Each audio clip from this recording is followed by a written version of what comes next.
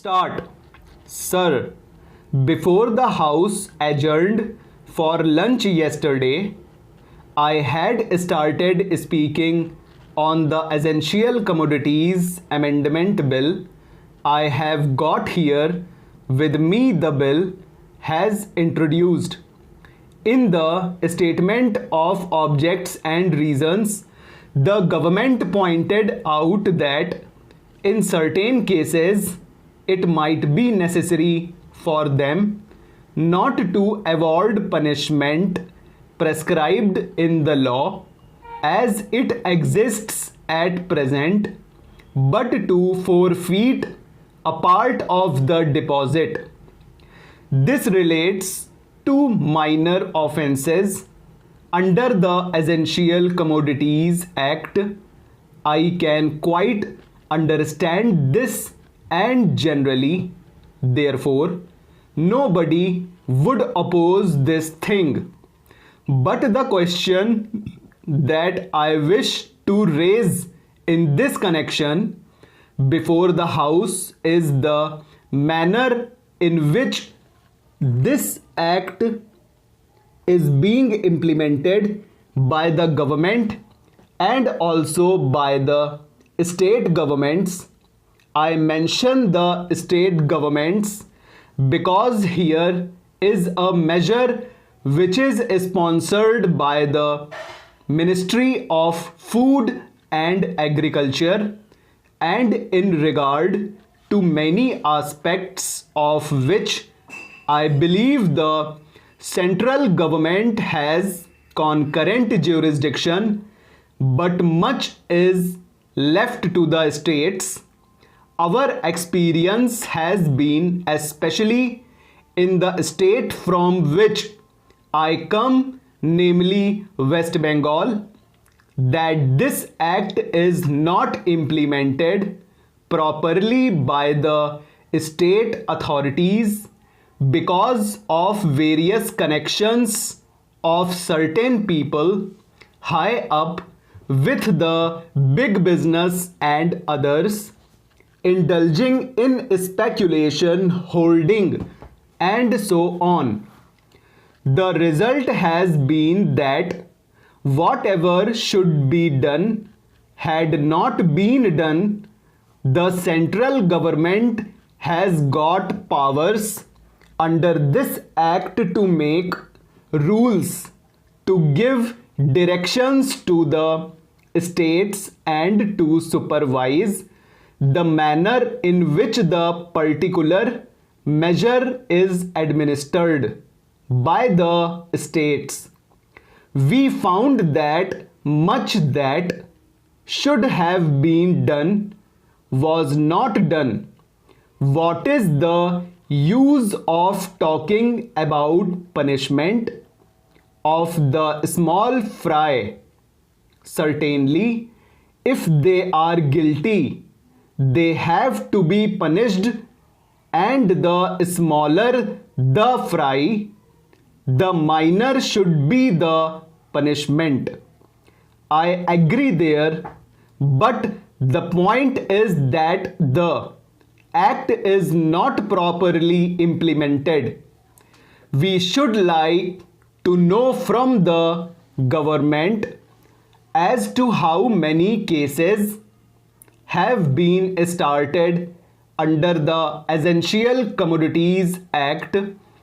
We know that food grains had been hoarded, speculation had been indulged in, stocks had been removed from one state to another surreptitiously by unfair and illegal methods. These should have attracted the attention of the Essential Commodities Act. The act was passed in this parliament with a view to putting a check on speculative rise in prices. When it came to the question of practical implementation of this measure, we found that the government had failed. Now, government should say something about it. When government seeks to amend an act, it should tell us as to how the parent act, which is proposed to be amended, has been implemented. Is it the contention of the government that difficulty arises because these particular provision is not there in the act? Are government in trouble because they do not know how to deal with the smaller fries, or is it because that those who are supposed to administer this measure at the state level, at the district level, have thought it fit to ignore it, have thought it fit to bypass it?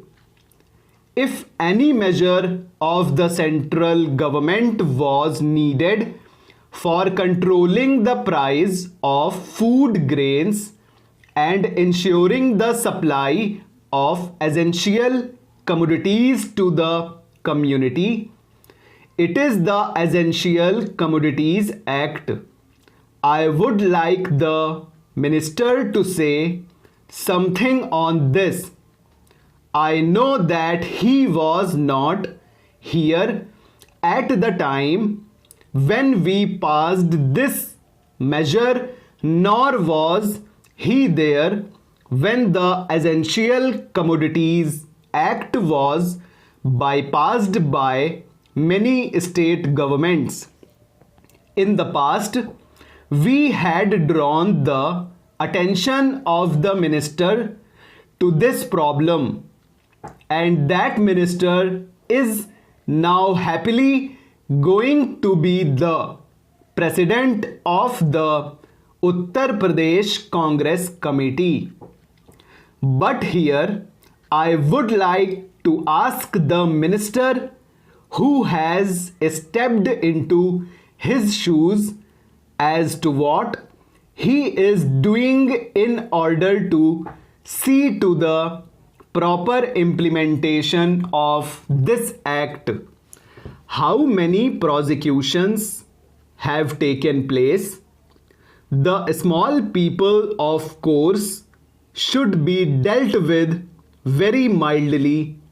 I agree and I support the measure, but taking the law as if it is today, without this amendment, it empowers government to deal very effectively so far as the provisions of the law go with the big traders, wholesalers and profiteers. I would like to know as to how they have dealt with them. How many are in jail today? How many have paid fine? How many have suffered imprisonment? How many licenses have been cancelled as a result of malpractices, corruption, profiteering, and so on, all of which are provided for under this bill? We are entitled to know. Take us into your confidence in regard to this matter. I say from whatever knowledge we have that very few have been prosecuted under this act. If it is so, it is not because our black market trade has suddenly become white market trade, or those impious people have suddenly become virtuous with the succession in the office of the food minister by a new man. Full stop, over.